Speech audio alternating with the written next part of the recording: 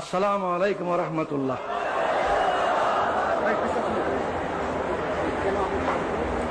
এই বাংলাদেশ আমার দেশ, এই দেশেই আমার জন্ম, এই দেশের রাজধানী ঢাকাই আমার জন্ম।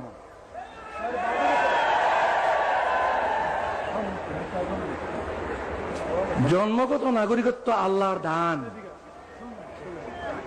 কে কোথায় জন্ম নেবে এটা ফয়সালা তিনি করেন। এই জন্মসূত্রে নাগরিকত্ব কেড়ে নেওয়ার কোনো অধিকার নেই।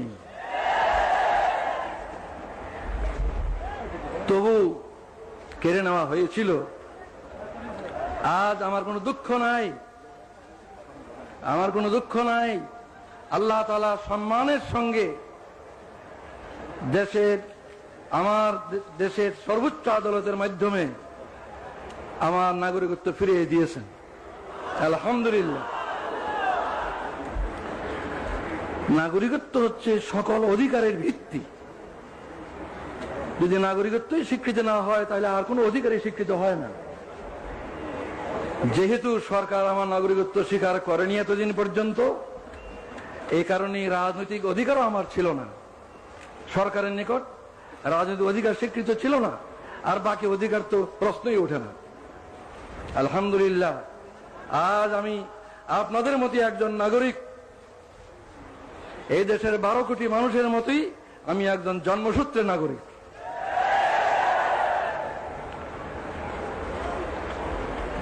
আজ 23 বছর পর আমার প্রিয় দেশবাসীর সামনে হাজির হওয়ার আমার সৌভাগ্য হলো। 23 বছর পূর্বে আমার এই প্রিয় দেশের মাঠ, ময়দান, রাজপথ আমার বিচরণ ক্ষেত্র ছিল। এই 23টি বছর আমার জীবন থেকে কেড়ে নেওয়া হয়েছে। দুঃখ নয়, আল্লাহ তাআলা আবার আমাকে সুযোগ করে দিয়েছেন। আপনাদের সাথে সেই শুকরিয়া শরীক হওয়ার জন্য আমি আজকে হাজির হয়েছি। আজকে আমি অনেক বেশি কথা বলতে চাই না, আজ সূচনা মাত্র। ইনশাআল্লাহ কথা বলার আরো সুযোগ আল্লাহ তাআলা দেবেন, আমি আশা করি, যদি বাঁচিয়ে রাখেন আল্লাহ। আজ আমি অল্প কটি কথা বলি, আপনাদের কাছ থেকে বিদায় হতে চাই। আমার প্রথম কথা হলো, 23 বছর পর, বিগত 23 বছরের দিকে আমি দৃষ্টি দিয়ে শ্রদ্ধার সঙ্গে স্মরণ করছি আমার এই দেশের অনেক বড় বড় নেতাকে, যারা দুনিয়া থেকে চলে গিয়েছে। তাদের মধ্যে 2 জন নেতা এমন, আইয়ুব খানের স্বৈর শাসন আমলে যাদের সাথে মিলে আমি গণতান্ত্রিক আন্দোলনে একসাথে কাজ করেছি, সেই 2 জন আজকে নেই দুনিয়ায়। তারা হলেন মৌলানা আব্দুল হামিদ খান ভাসানী এবং শেখ মুজিবুর রহমান। এরপর আমি স্মরণ করি আরো 2 জনকে।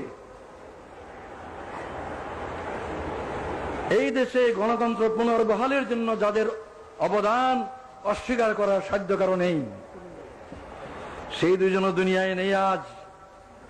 একজন জেনারেল আতাউল গনি উসমানী, আর একজন জেনারেল পরবর্তীকালে প্রেসিডেন্ট জিয়াউর রহমান। শ্রদ্ধার সঙ্গে তাদের স্মরণ করি। আরো স্মরণ করি কয়েকজনকে, যারা এদেশে আল্লাহর দ্বীন, আল্লাহর কালিমার ঝান্ডাকে সমুন্নত করার জন্য আজীবন চেষ্টা করে গেছেন। তাদের অবদানকে আমি স্মরণ করি। তারা হলেন মৌলানা আতহার আলী, মৌলানা মোহাম্মদ আব্দুর রহিম, মৌলানা মোহাম্মদুল্লাহ হাফিজ জি হুজুর এবং সরসিনার মৌলানা আবু জাফর মোহাম্মদ সালেহ পীর সাহেব সরসিনা, আরো অনেকেই। 23 বছরের আগে যারা দুনিয়া থেকে গুজরে গেছেন তাদের কথা আমি উল্লেখ করলাম না। এই 23 বছরে যাদেরকে হারিয়েছি তাদের কথা স্মরণ করে, শ্রদ্ধার সঙ্গে স্মরণ করে আমি আমার এই দ্বিতীয় কথা শেষ করলাম। এরপর 72 বছর বয়সে দাঁড়িয়ে আমি ভাবছি যে আমার ডাক কবে আসে আল্লাহর পক্ষ থেকে। তিনি কতদিন দুনিয়াতে আমাকে কাজ করার সুযোগ দেবেন তিনি জানেন। আমার কোনো ব্যক্তিগত উচ্চাকাঙ্ক্ষা নাই, আমি নিজে দেশের বড় কিছু হব,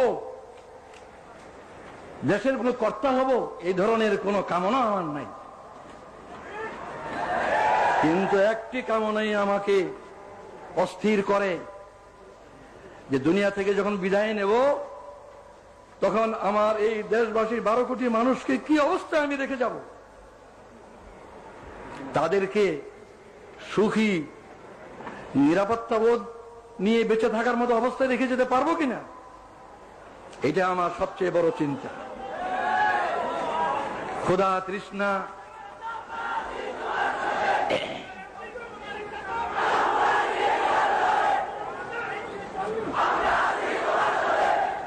আমার এই সাধনা, এই চিন্তা, কিভাবে এই দেশের স্বাধীনতা সার্বভৌমত্বকে হেফাজত করা যাবে আর কিভাবে এই দেশের জনগণকে সুখী করা যাবে। ভাত কাপড় বাসস্থান চিকিৎসা শিক্ষা স্বাস্থ্য এগুলোর কারণে মানুষ কষ্ট পাবে না, এমন অবস্থায় যদি রেখে যেতে না পারি, যাবার সময় যদি তাদেরকে সুখ শান্তিময় অবস্থায় দেখে যেতে না পারি, তাহলে এই জীবনের সার্থকতা কি? এটি আমার একমাত্র ধান্দা। এই কথাটা চিন্তা করা সহজ, কাজটি সবচেয়ে কঠিন। কিভাবে আমাদের এই দেশের লোক এই দুর্নাম থেকে মুক্তি পাবে যে এই দেশ নাকি গরিব এবং ভিক্ষুকের দেশ, সারা দুনিয়ায় এই বদনামের বোঝা আমরা বয়ে বেড়াচ্ছি।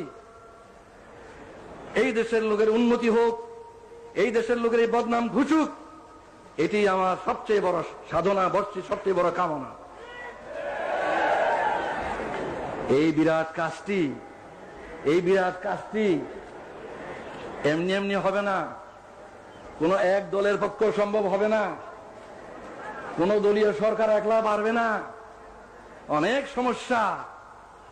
তাই আমি মনে করি যে এই বিরাট কাজটি করা তখনই সম্ভব হবে যদি আমরা রাজনৈতিক ভেদাভেদ, বিদ্বেষ, হিংসা, সন্ত্রাসী রাজনীতি এবং এজিটেশনাল পলিটিক্স, উত্তেজনাপূর্ণ রাজনীতি ইত্যাদি ক্ষান্ত করে সুস্থ রাজনীতি আমরা সবাই করতে রাজি হই।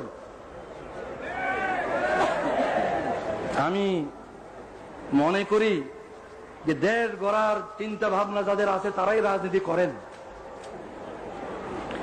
আর রাজনীতির ময়দানে যারা নেতৃত্ব দিচ্ছেন তাদের চেষ্টা সাধনের উপরই এই জনগণের ঐক্য নির্ভর করে।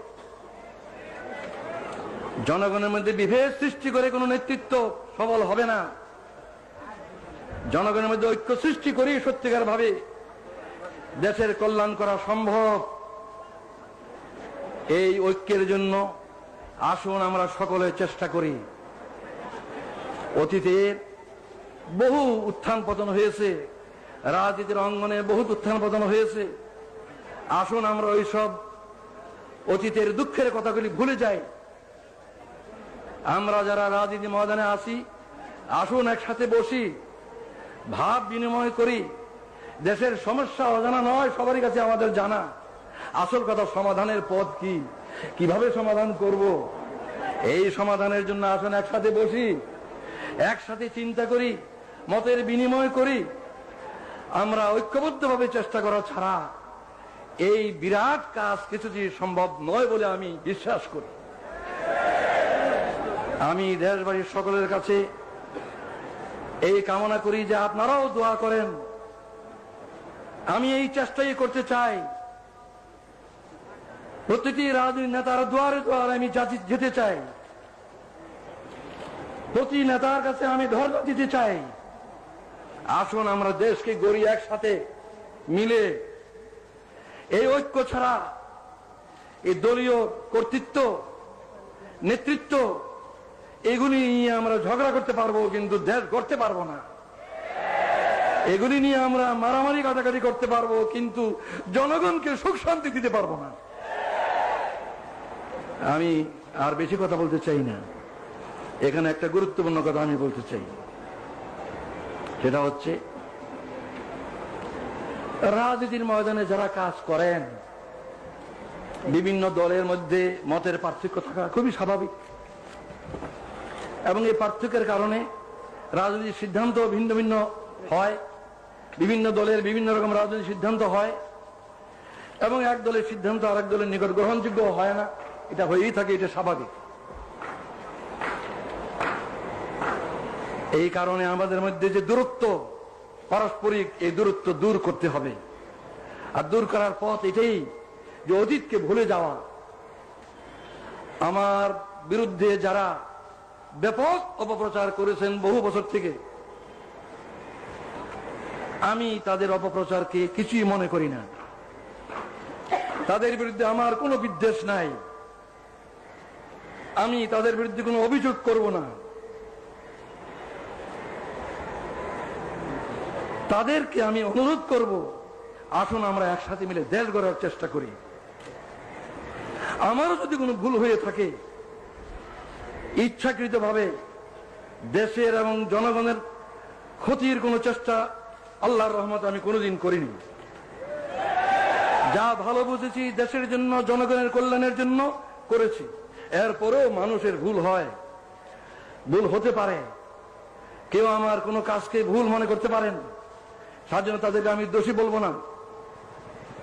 নবী ছাড়া কে দোষী নয়? দোষ কম বেশি সবারই আছে।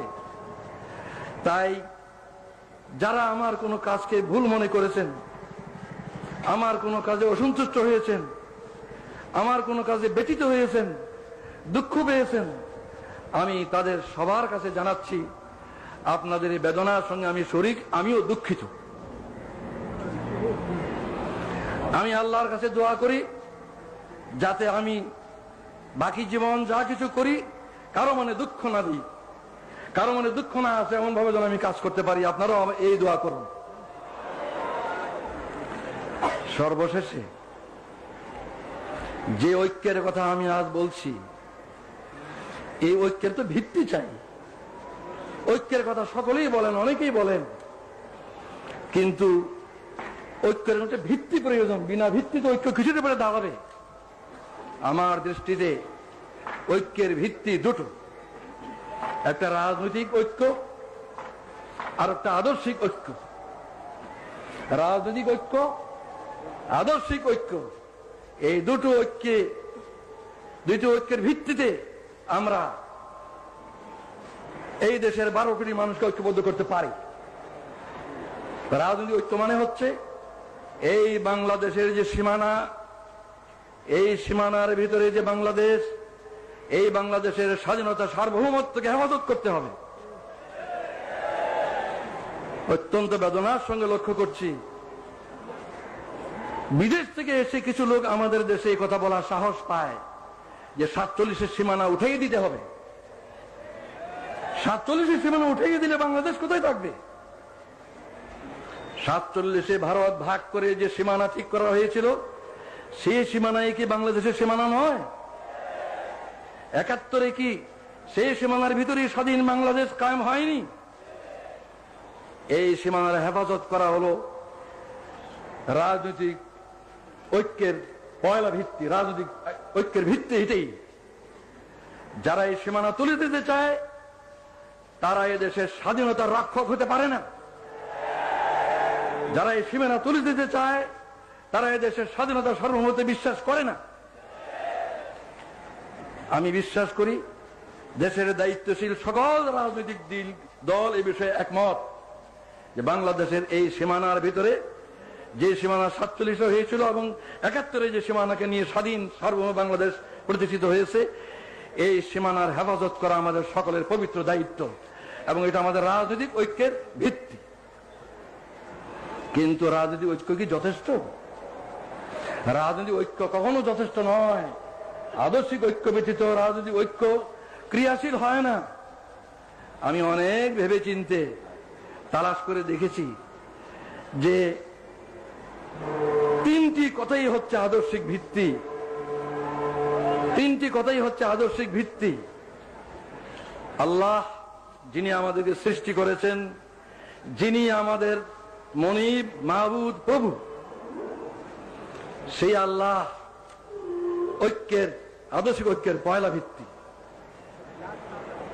সেই আল্লাহ মানব জাতির দিশারি হিসাবে, পথ প্রদর্শক হিসাবে তার রসুলকে পাঠিয়েছেন, যুগে যুগে রসুলগণকে পাঠিয়েছেন।